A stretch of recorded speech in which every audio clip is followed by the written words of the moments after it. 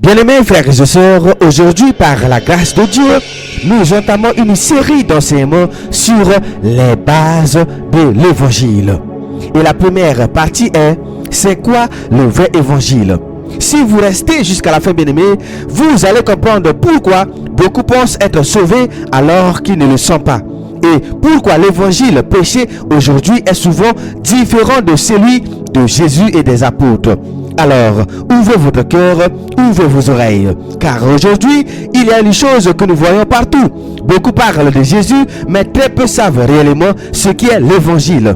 Et c'est là que commence le véritable problème.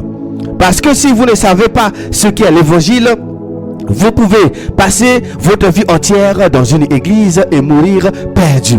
Et oui, bien-aimés, beaucoup confondent l'évangile avec la religion. Beaucoup confondent l'évangile avec une motivation. Beaucoup confondent l'évangile avec des cris, des chants, des danses.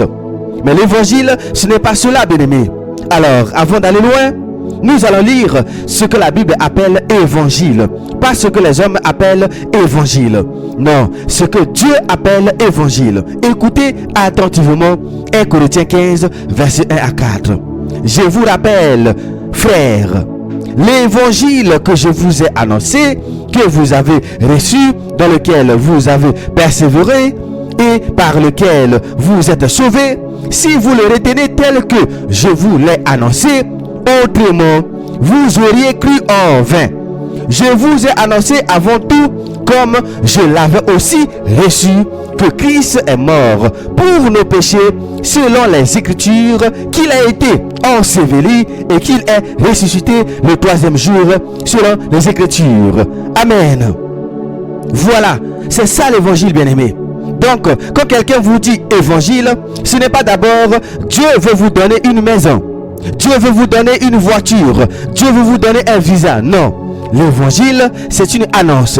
Christ est mort pour nos péchés. Christ a été enseveli et Christ est ressuscité. Alléluia. Et ce message n'est pas venu pour vous divertir. Ce message est venu pour vous sauver. Maintenant, écoutez-moi. Le mot évangile signifie bonne nouvelle. Oui, c'est une bonne nouvelle. Mais vous devez comprendre une chose. C'est très important. Écoutez ça bien. La bonne nouvelle n'a de valeur que pour celui qui sait qu'il était dans une mauvaise situation. Je le répète car c'est très important. La bonne nouvelle n'a de valeur que pour celui qui sait qu'il était dans une mauvaise situation. Beaucoup ne viennent pas à Jésus pour être sauvés du péché. Ils viennent à Jésus pour être aidés, pour être bénis, pour recevoir une solution. Mais ils ne viennent pas à Jésus pour abandonner leur péché. Résultat, ils deviennent religieux, mais pas convertis. C'est ça la vérité, bien-aimés. Et maintenant, nous allons aller plus loin. Pourquoi l'évangile commence-t-il toujours par une mauvaise nouvelle? Parce que vous ne pouvez pas comprendre le salut si vous ne comprenez pas ce dont vous devez être sauvés. Alors, écoutez ce que la Bible dit clairement dans Romains 3, 23. Car tous ont péché et sont privés de la gloire de Dieu. Vous entendez ça, bien-aimés? Tous ont péché. Donc, personne ne peut venir devant Dieu en disant « Moi, je suis quelqu'un de bien ». Non. Vous pouvez être poli. Vous pouvez être doux. Vous pouvez être respectueux. Mais si vous êtes dans le péché, vous êtes perdu. Et là, je vais m'arrêter un instant. Bien-aimé, parce que c'est ici que beaucoup se trompent. Et c'est ici que beaucoup se fâchent quand on prêche la repentance. Quand nous prêchons sur la repentance, bien-aimés, certains nous attaquent, certains se vexent, se fâchent. Certains disent, vous vous prenez, vous, pour des 3 fois saints. Vous jugez les gens. Vous êtes trop dur. Vous n'avez pas l'amour. Mais écoutez-moi très bien. Si quelqu'un est offensé quand on parle du péché, c'est parce qu'il est encore attaché à son péché. Et c'est précisément ce que le Saint-Esprit m'a interpellé. Reprendre tout depuis le début, reprendre les bases de l'évangile. Parce que tant que les bases ne sont pas posées, les gens restent des bébés spirituels. Et quand un bébé spirituel entend le message de la repentance, il croit qu'on le persécute, alors qu'on veut le sauver. Donc, quand la Bible dit tous ont péché, cela ne parle pas des petits défauts. Cela parle des vrais péchés, des péchés d'aujourd'hui, des péchés concrets, des péchés qui envoient les âmes en enfer si on ne s'en répand pas.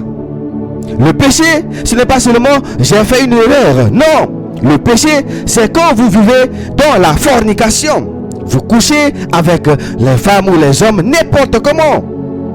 Quand vous couchez avant le mariage aussi, comme si c'était normal. Le péché, c'est quand vous êtes dans l'adultère. Quand vous avez un mari ou une femme et vous allez coucher avec quelqu'un d'autre. Le péché, c'est quand vous êtes dans des relations impures. Quand vous changez des partenaires comme on change de vêtements. Le péché, c'est quand vous vivez dans le mensonge. Quand vous mentez tout le temps, même pour des petites choses. Le péché, c'est quand vous volez, quand vous détournez l'argent, quand vous prenez ce qui ne vous appartient pas. Le péché, c'est quand vous êtes dans la corruption, quand vous acceptez des enveloppes, des cadeaux sales, des arrangements secrets. Le péché, c'est quand vous êtes dans la haine, dans la jalousie, dans la rancune, quand vous refusez de pardonner. Le péché, c'est quand vous insultez, quand vous humiliez, quand vous écrasez les gens. Le péché, c'est quand vous êtes dans l'ivrognerie, dans la drogue, dans des addictions. Le péché, c'est quand vous êtes dans la pornographie, quand vous regardez des saletés en cachette et vous nourrissez votre chair. Le péché, c'est quand vous êtes dans la magie, les fétiches, les marabouts, les gris-gris, les consultations occultes. Le péché, c'est quand vous pratiquez l'hypocrisie. Quand vous venez prier, mais vous refusez d'abandonner la vie cachée. Bien-aimés, c'est de cela qu'on parle. Et Dieu appelle ça péché. Ce n'est pas l'homme qui invente, c'est Dieu qui parle aujourd'hui. On veut pécher Jésus sans parler du péché. On veut pécher un salut sans repentance. On veut pécher un paradis sans sanctification. Mais cela, ce n'est pas l'évangile, bien-aimé. Un évangile sans péché est un évangile sans salut. Et là, certains vont dire, mes frères, Dieu est amour. Oui, Dieu est amour. Mais Dieu est aussi saint. Dieu est aussi juste. Dieu est aussi juge. Donc, il faut comprendre que le péché n'est pas une blague. Écoutez encore ce que Dieu dit dans Romains 6, 23. Car le salaire du péché, c'est la mort. Mais le don gratuit de Dieu, c'est la vie éternelle en Jésus-Christ, notre Seigneur. Alléluia. Voilà. Donc, le péché n'est pas juste un défaut. Le péché n'est pas juste une faiblesse. Non. Le péché est un salaire. Ce salaire, c'est la mort. Et cela parle aussi de la mort éternelle. Bien-aimé, si l'enfer n'existait pas, Jésus n'aurait pas eu besoin de mourir.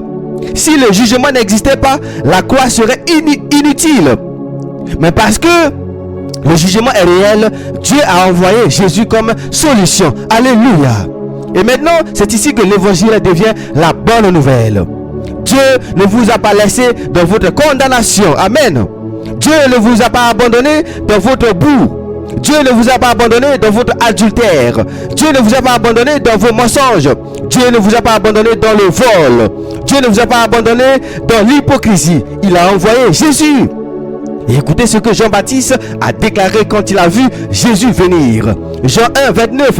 Le lendemain, il vit Jésus venant à lui et il dit, voici l'agneau de Dieu qui ôte le péché du monde. Amen. Vous entendez ça bien, bien-aimé? Il n'a pas dit, voici l'agneau de Dieu qui donne une voiture. Il n'a pas dit, voici l'agneau de Dieu qui donne un visa. Il n'a pas dit, voici l'agneau de Dieu qui donne un mariage. Non, il a dit, voici l'agneau de Dieu qui ôte le péché du monde. Donc le cœur de l'évangile, ce n'est pas le miracle. Le cœur de l'évangile, ce n'est pas la bénédiction. Le cœur de l'évangile, c'est Jésus enlève le péché. Alléluia. Et bien-aimé, écoutez-moi, si quelqu'un dit qu'il a reçu Jésus, mais qu'il refuse d'abandonner le péché, il n'a pas reçu Jésus. Il a reçu une religion. Voilà la vérité, bien-aimé. Il a reçu une religion. Parce que Jésus n'est pas venu arranger votre vie. Il est venu vous sauver. Jésus n'est pas venu vous donner une belle vie. Il est venu vous donner une nouvelle vie. Maintenant, qu'est-ce que Dieu exige de vous quand vous entendez l'évangile? Parce que l'évangile n'est pas une histoire. L'évangile n'est pas un conte. L'évangile n'est pas une musique. L'évangile est un appel. Et Jésus lui-même a résumé l'appel. Écoutez Marc 1, verset 15. Après que Jean eut été livré, Jésus alla dans la Galilée, prêchant la bonne nouvelle du royaume de Dieu. Il disait, le temps est accompli et le royaume de Dieu est proche. Répondez-vous et croyez à la bonne nouvelle. Alléluia. Voilà la réponse attendue. Répondez-vous et croyez, bien-aimés. Répondez-vous. Repentance, la repentance, bien-aimés, cela veut dire vous abandonnez le péché. Foi, cela veut dire vous confiez en Jésus-Christ et vous lui obéissez. Aujourd'hui, beaucoup veulent croire sans se repentir. Ils veulent la foi, mais ils gardent le péché. Ils veulent Jésus, mais ils gardent le monde. Ils veulent la grâce, mais ils gardent la fornication. Ils veulent le ciel, mais ils gardent l'adultère. Mais Christ a dit, répondez-vous et croyez. Bien-aimés, pour finir, nous allons voir ce que l'évangile produit. Parce que l'évangile ne produit pas des fans. Il produit pas des spectateurs. Il produit des disciples. Écoutez ce que la Bible dit dans Jacques 1, verset 22. Mettez en pratique la parole et ne vous bornez pas à l'écouter en vous trompant vous-même par des faux raisonnements. Vous avez vu cela, bien-aimés? La Bible dit clairement, si vous écoutez seulement sans pratiquer, vous vous trompez vous-même. Donc l'évangile n'est pas venez écouter un message. L'évangile c'est venez obéir à Christ. Marchez selon la saine doctrine. Alléluia. L'évangile, bien-aimé, qui ne vous fait pas quitter le péché, n'est pas l'évangile de Jésus. Alors, bien-aimé, retenez ceci. Vous êtes pécheurs, vous êtes condamnés. Mais Dieu vous a donné Jésus. Jésus est mort et ressuscité. Et maintenant, vous devez répondre. Repentance et foi. Et ensuite, vous marchez dans l'obéissance. C'est cela l'évangile. Et ceux qui veulent un évangile sans repentance veulent un Jésus sans seigneurie. C'est un faux Jésus. C'était votre frère Rodrigue Simba Tominine. Demeurez toujours bénis de la paix de notre Seigneur et Sauveur Jésus-Christ.